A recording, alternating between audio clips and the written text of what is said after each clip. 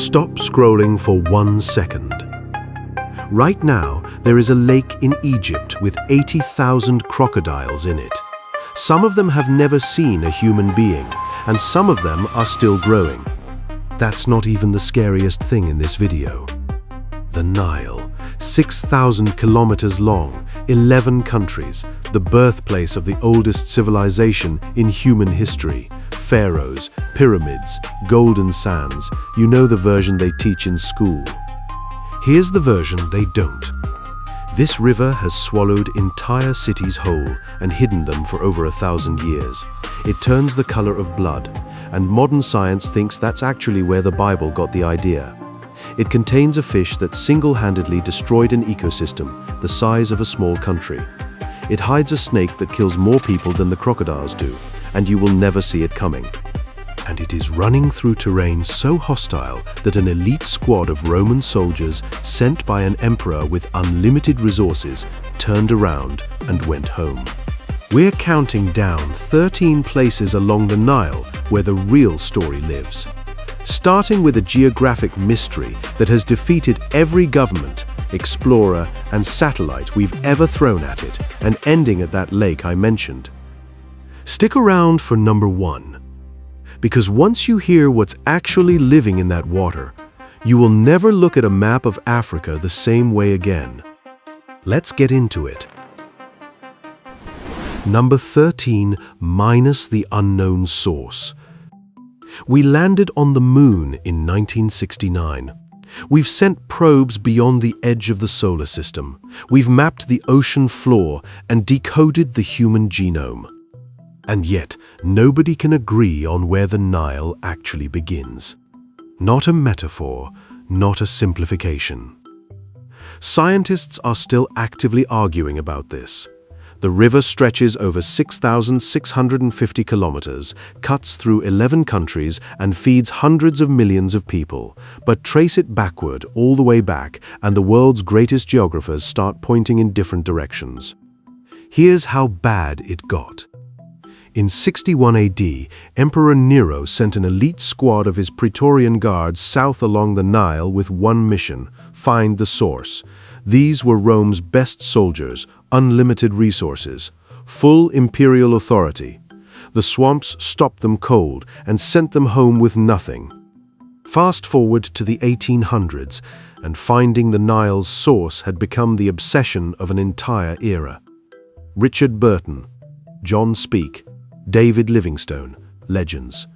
These men burned through fortunes, lost crew members to fever and exhaustion, and nearly destroyed each other over competing theories. When Speke declared Lake Victoria the answer, here's where it gets weird. It only created a new question. Where does Lake Victoria get its water? Follow that thread and you land on the Kagera River. Follow the Kagera, and it splits into dozens of streams disappearing into the Rwenzori Mountains, peaks the ancient Greeks called the Mountains of the Moon because they're permanently buried in cloud. Glaciers at the equator, thousands of springs feeding the river from every direction at once. A 2006 expedition spent 80 days traveling the entire length of the Nile by boat to settle the question once and for all. Their conclusion was immediately challenged by the scientific community. In an age where we can photograph the surface of Mars in real time, the world's longest river still has a secret it refuses to give up. And trust me, the reason it matters goes way beyond geography. And while a river hiding its own beginning is strange enough, what comes next is somehow stranger. Because what if I told you that for thousands of years, one piece of information about the Nile was worth more than gold, more than armies, and more than anything a pharaoh could protect? And that it lived at the bottom of a hole in the ground. Number 12, minus the millimeters. Picture a stone shaft cut into the earth, underground channel connecting it to the river, walls covered in ancient markings. Doesn't sound like much, until you understand what those markings controlled. In ancient Egypt, everything, and I mean everything, depended on the Nile's annual flood. Too low, and the fields turned to dust and people starved. Too high, and the river obliterated villages in hours. The window between a good flood and a catastrophic one was razor thin. The Egyptians engineered their way around this problem with structures called nilometers, precision stone shafts, with measurement columns calibrated to exact units, connected to the riverbed by underground channels designed to filter out wave interference and give a perfectly still reading surface. Here's the part that nobody puts in the history books. Those measurements directly determined how much tax every citizen in Egypt owed for the coming year. Perfect flood level, the state immediately maxed out the tax rate, knowing the harvest would be strong enough for farmers to pay it. Dangerous conditions, the government had advance warning and could suppress that information if it was politically useful to do so. The readings were classified, state secret. Ordinary Egyptians were told the priests were descending into sacred wells to commune with river gods. The whole ritual was presented as holy mysticism. It was a surveillance operation with a tax database attached. Some of these structures still exist on Elephantine Island and Rhoda Island in Cairo. Walk down into one today, look at those measurement lines cut into the stone, and it hits you. These aren't religious carvings. These are the lines that decided whether entire provinces ate or starved. The civilization that built the pyramids didn't run on faith alone. It ran on data, and it weaponized that data against its own people for thousands of years. Now here's a question. If the Egyptians were that sophisticated, what about the civilizations that conquered them? Because there's an empire just south of Egypt that most people have never heard of. An empire with more pyramids than Egypt ever built, and one man almost erased it from history entirely. Number 11 minus the Black Pyramids of Meroe. Quick question. When you picture pyramids, what do you see? Giza, the Great Pyramid, the Sphinx, Egypt. Here's what they didn't teach you. There are more ancient pyramids in Sudan than in Egypt, not slightly more, significantly more. 3 hours north of Khartoum, in the scorching Nubian desert, stands a complex of over 200 ancient pyramids. These are the ruins of Meroe, capital of the Kingdom of Kush, built by rulers known as the Black Pharaohs. And in the 8th century BC, these rulers didn't just neighbor Egypt, they conquered it. The 25th dynasty, one of Egypt's most powerful periods, was Kushite. They ruled the entire Nile from sub-Saharan Africa to the Mediterranean. The pyramids themselves look like nothing you've seen. Instead of the broad, sloping silhouette of Giza, these structures shoot upward at a brutal 70-degree angle, narrow, aggressive, like stone blades. Dark sandstone, burned black-red by centuries of desert sun. No tourist infrastructure, no crowds, just wind-moving sand between ruins that most of the world has never seen a photograph of. Now here's where one man almost destroyed all of it. In 1834, an Italian treasure hunter named Giuseppe Fellini showed up with one goal: profit. He wasn't an archaeologist. He was a man with a financial objective and absolutely zero patience for careful excavation. So he blew the tops off the pyramids, literally, explosives, dozens of them. Most of the pyramids at Meroe are headless today because of this one man. What archaeologists later found inside the burial chambers, artifacts blending Egyptian and uniquely African traditions, inscriptions in Meroitic, an ancient language that still hasn't been fully deciphered, suggests that what Fellini destroyed may have contained answers we will never recover. An entire empire, a distinct written language, 200 pyramids, and the world barely knows it exists. Somewhere beneath that sand, there are stories waiting to be read if anything's left to find them. Now we're going to fast forward a few thousand years to a moment when a different kind of empire, the modern one, realized it was about to accidentally destroy something irreplaceable. And what they did to save it is, genuinely, one of the most insane engineering stories you'll ever hear. Number 10. Abu Simbel. In the 13th century BC, Pharaoh Ramesses II ordered his engineers to carve an entire temple directly into a sandstone cliff. 4 colossal statues of the pharaoh, each 20 meters tall, guarded the entrance. Inside, a 60-meter corridor engineered so precisely that twice a year, on specific calendar dates, the rising sun travels the entire length of the passage and illuminates the faces of the gods at the far end. No GPS, no computers, no instruments we'd recognize today, and they got it right to the day for 3,000 years. Then in 1960, Egypt announced the Aswan High Dam, a modern engineering marvel that would end the destructive floods and electrify millions of homes. It would also put Abu Simbel permanently underwater. What happened next is almost impossible to describe. UNESCO pulled together engineers and archaeologists from 50 countries. The problem they faced: you cannot move a cliff. It's one piece of solid rock. So they cut it into pieces. The entire complex, carved directly out of living stone, was divided into 1,036 individual blocks. Each one weighed between 20 and 30 tons. Over 4 years, in brutal desert heat, teams cut the ancient sandstone with handsaws and precision equipment, lifted each block by crane, moved it 200 meters back from the rising waterline and 65 meters higher in elevation. Then they built a concrete dome, completely invisible from the outside, and reassembled every single block inside it, joint by joint, with millimeter precision. Millions of cubic meters of fill dirt were packed over the dome to recreate the original mountain shape.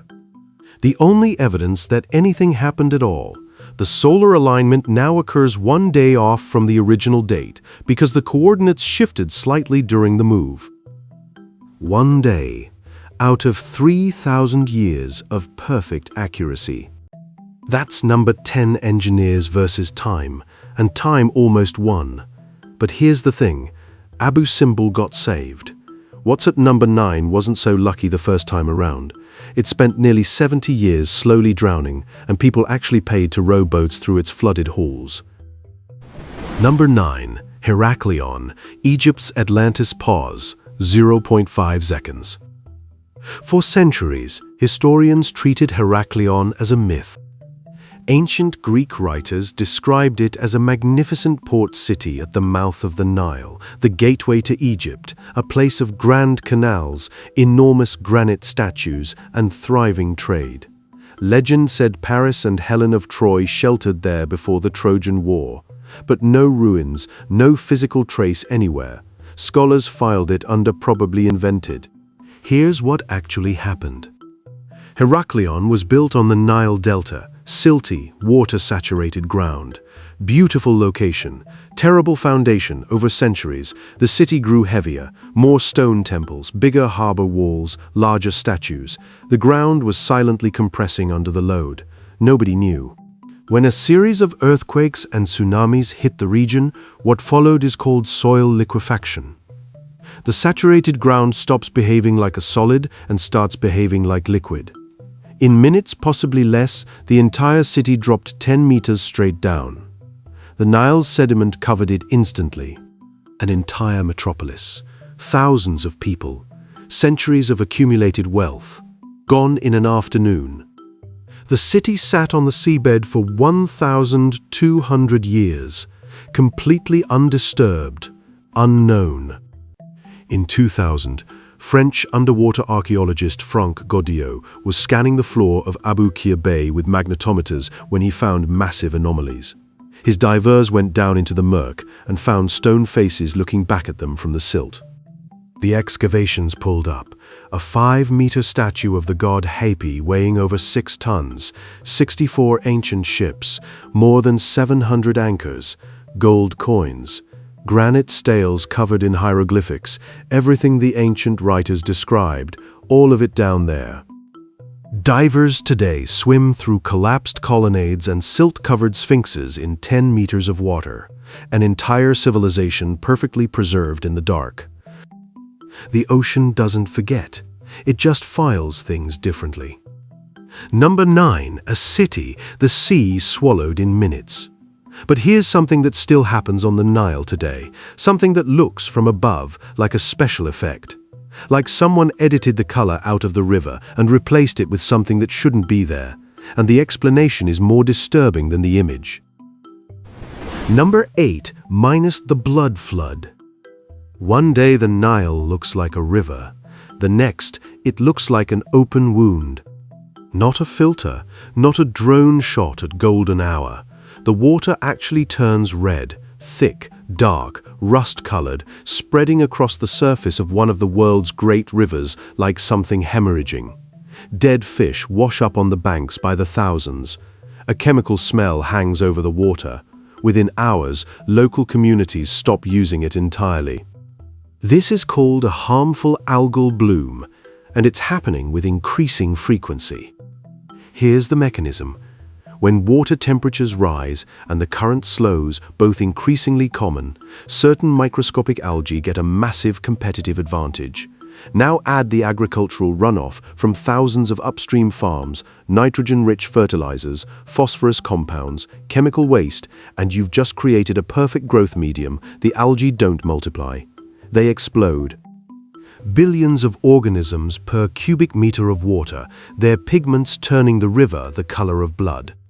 But the color is the least dangerous part. The bloom consumes all dissolved oxygen as it grows and decomposes, creating dead zones, stretches of river where nothing can survive. The algae also release neurotoxins. Skin contact causes chemical burns. Eating fish caught during a bloom can cause permanent neurological damage. Livestock that drink the water die. Communities that depend entirely on the Nile for water, food, and income can lose an entire economic season waiting for rain to dilute the concentration. Now, the first plague of Egypt, according to the Book of Exodus, was the Nile turning to blood. For 3,000 years, scholars treated that as mythology or metaphor. Modern science now thinks it may have been the exact same phenomenon you're watching right now, the same bloom, the same chemical process, documented for the first time by someone who had no framework to explain it except divine punishment. 3,000 years later, we have the explanation. We just haven't figured out how to stop it. Number 7. The island of Philae. In ancient Egypt, there was one island so sacred that ordinary mortals weren't supposed to set foot on it at all. The island of Philae, believed to be the burial site of Osiris, god of the dead, ruler of the afterlife. Home to a temple complex dedicated to Isis, one of the most powerful deities in the Egyptian pantheon, the structures built here were extraordinary: elegant colonnades, massive stone pylons, walls covered in intricate carvings that still held their original pigments after 2,000 years. This was one of the last places in the ancient world where the old Egyptian religion was still being practiced, pagan priests conducting ceremonies here until the 6th century AD, long after the rest of the Mediterranean had converted. Then the engineers arrived. In 1902, the first Aswan Dam was completed upstream. The engineers knew it would flood the island seasonally. They built it anyway. What followed was a slow-motion catastrophe that lasted nearly 7 decades. Every year, for months at a time, the rising reservoir waters swallowed Philae. The temple columns stood with their bases underwater, their capitals poking above the surface like a half-drowned forest. The carvings, those precise paint-covered reliefs created 2,000 years ago, were submerged in river water and silt for months every single year. The colors, which had survived millennia in dry air, began dissolving. The stone itself started to deteriorate. And here's the part that's genuinely hard to process. Tourists loved it. Travelers hired small boats and rowed directly through the flooded temple halls, their oars passing inches from ancient altar carvings. Photographs from the era show visitors drifting between columns in gondola-style boats surrounded by submerged monuments. It was considered romantic, picturesque. The priests of Isis would have had a different word for it. By the 1960s, the new high dam project was going to raise water levels permanently, meaning Philae wouldn't just flood seasonally. It would disappear forever. UNESCO launched another rescue operation. This one was different from Abu Simbel. They couldn't just cut the island apart. First, they had to drain it. Engineers drove 3,000 steel piles into the riverbed in a ring around the island, creating a watertight cofferdam. Then pumps ran around the clock, pulling millions of liters of water out of the enclosed area until the ancient walls stood exposed, covered in decades of silt and biological growth.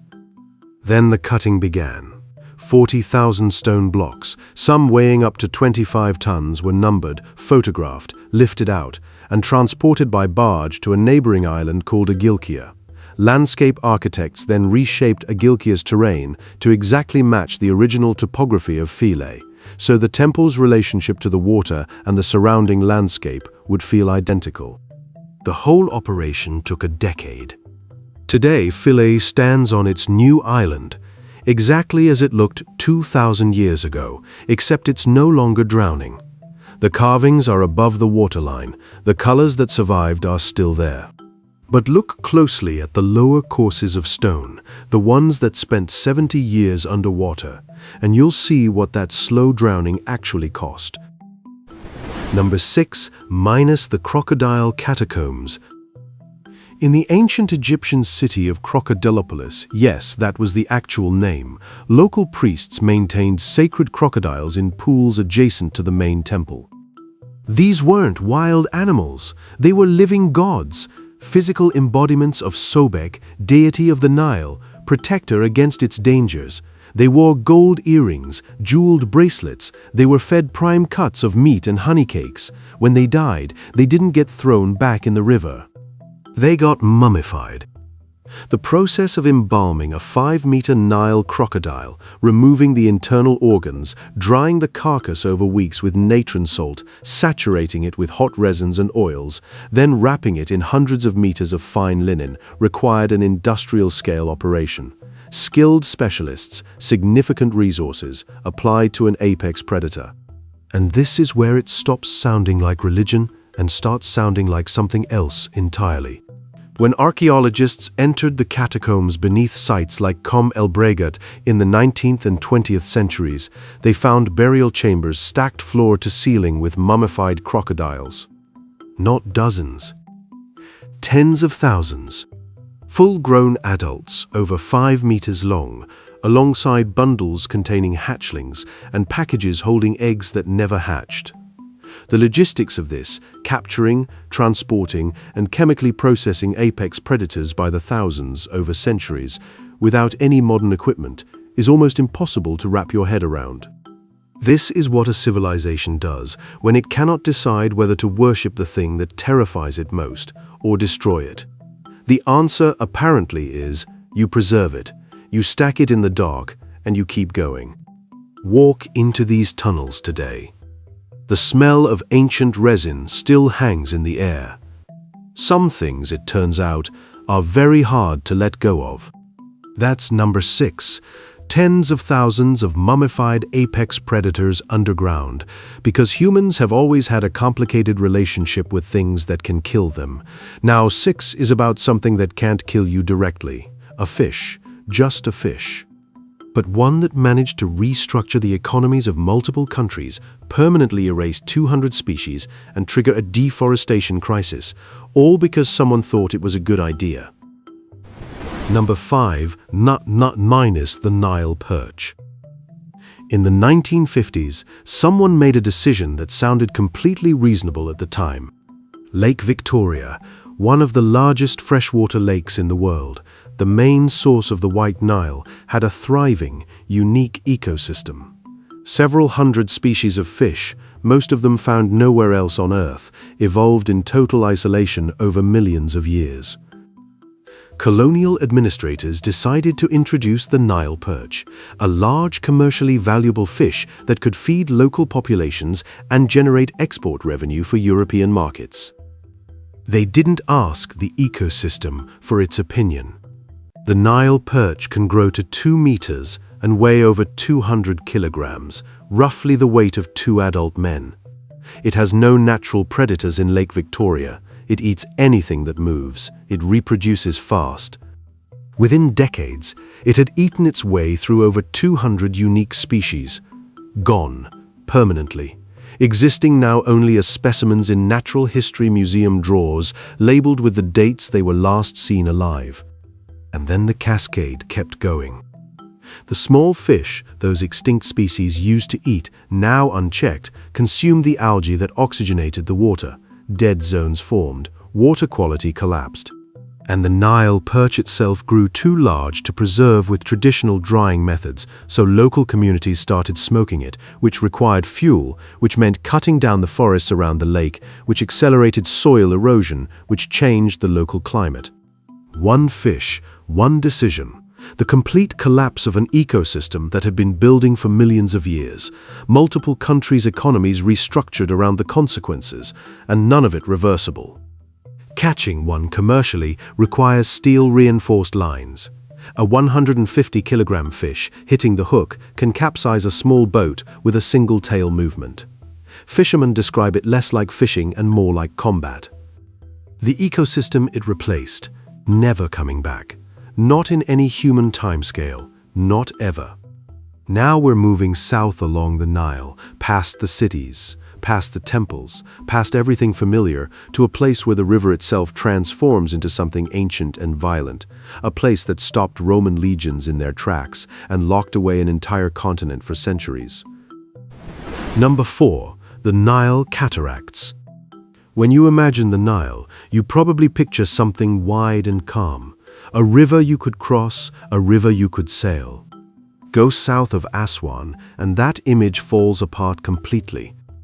Here, the river hits the ancient granite of the Nubian shield, and the landscape does something brutal. The water is forced through a labyrinth of enormous black granite boulders, compressed, accelerated, launched through narrow channels at speeds that turn a navigable river into something closer to a sustained explosion. The sound alone is disorienting. This is where the Nile Cataracts begin, 6 massive cascades of rapids spread across hundreds of kilometers, all the way south to Khartoum. The whirlpools here can pull a large animal under in seconds. The hidden rocks underneath the surface have destroyed hundreds of vessels over centuries. The reverse currents along the bottom run opposite to the surface flow, creating conditions that even experienced river pilots struggle to read. For ancient Egypt, the first cataract served as the southern border of the empire, not because anyone drew a line there, but because the river itself made further navigation effectively impossible. The Egyptians believed that Khnum, the ram-headed god who controlled the Nile's floods, lived in an underwater cave beneath Elephantine Island, right at the first cataract. The idea that their god lived exactly at the point where the river became impassable was not a coincidence. It was a theological acknowledgement of an obvious fact. Here's how bad it actually was for outsiders. Emperor Augustus sent Roman forces into Nubia in 24 BC, pushing south along the Nile to extend the empire's reach. They made it to the region of the cataracts.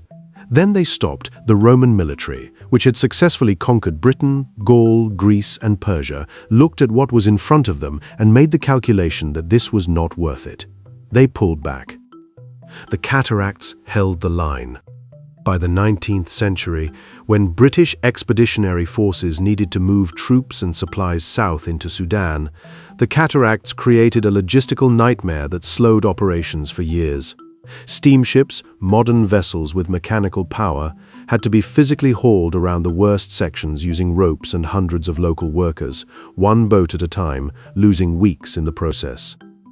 Even today, passing through certain sections by small craft requires the kind of focus where a single wrong decision ends the journey instantly. The cataracts are a reminder that the Nile was never a road. For most of its history, it was a wall, and for centuries, that wall determined what civilizations could exist, trade, or even communicate across one of the most strategic corridors on Earth. That's number 4 minus 6 miles of natural fortification that even Rome couldn't push through. Now we're going somewhere that makes the cataracts look navigable, a place where the river doesn't just become dangerous, it becomes invisible, it becomes a trap. And where 19th century explorers didn't just fail, they vanished. Number 3, minus the Sud. In southern Sudan, the White Nile does something that shouldn't be possible. It loses itself. Instead of flowing in a defined channel, The river just spreads across a flat floodplain covering up to 130,000 square kilometers in the wet season. That's roughly the size of Greece. And it fills with one of the most disorienting environments on Earth, the Sud, an enormous floating wetland of papyrus, reeds, and water hyacinth that drifts constantly with the wind. Sud comes from the Arabic word for barrier, not a description, a warning. Here's what being inside it actually means. The papyrus walls grow 4 meters tall, cutting off every sightline. You paddle a canoe in, and within 2 hours, the channel you entered through is gone, because the floating islands of vegetation have drifted shut behind you. There is no landmark. There is no horizon. There is no way to determine which direction you're moving. Every direction looks exactly the same. 19th century European expeditions sent to find the Nile's source lost entire ships in here. Not to attacks, not to rapids, to plants. Hulls became entangled in root systems, crews trapped in airless, fever-soaked conditions with no clean water, and no rescue route didn't survive the weight. Here's the part that makes this stranger. The Sud quietly evaporates more than half of the White Nile's total water volume before it ever reaches Egypt. The ancient Egyptians, who depended entirely on the Nile's seasonal floods, had absolutely no idea that an enormous green sponge deep in the middle of Africa was eating half their water supply every single year. In the 1970s, Egypt and Sudan launched a massive project, the Jonglei Canal, to route the river around the Sud and recover that lost volume. Construction started. Then the Sudanese civil war broke out. The canal sits half-finished in the wetland, a monument to ambition interrupted, slowly being consumed by the swamp it was built to drain. For outsiders, attempting to cross the Sud without a guide from the local Nuer or Dinka peoples who have navigated these waters for generations is not an adventure. It is a method of disappearing. Number 2, the saw-scaled viper. We need to talk about a snake. Not a python, not a cobra, something far more dangerous precisely because of how unimpressive it looks. The saw-scaled viper measures less than 80 centimeters long, about the length of your arm. It weighs almost nothing. By the visual standards of everything else in this video, it is completely unremarkable. It is responsible for more human fatalities along the Nile than crocodiles, hippos, and every other animal in this ecosystem combined. Here's why. Its scales match the color and texture of sand with a precision that looks almost engineered. The viper buries itself in the ground with only its eyes above the surface, and those eyes are the size and color of pebbles. You can walk within inches of one and register nothing. A shadow, a slight irregularity in the sand. Nothing that tells your brain to stop. Unlike most snakes, the saw-scaled viper does not try to escape when something approaches. It stays still, compressed, waiting. When the distance closes past a certain threshold, it shifts to a different mode entirely.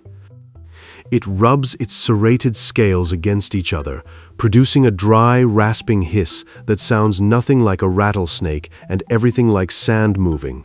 And then, if you don't immediately create distance, it strikes. The attack covers the full length of the snake's body in a fraction of a second.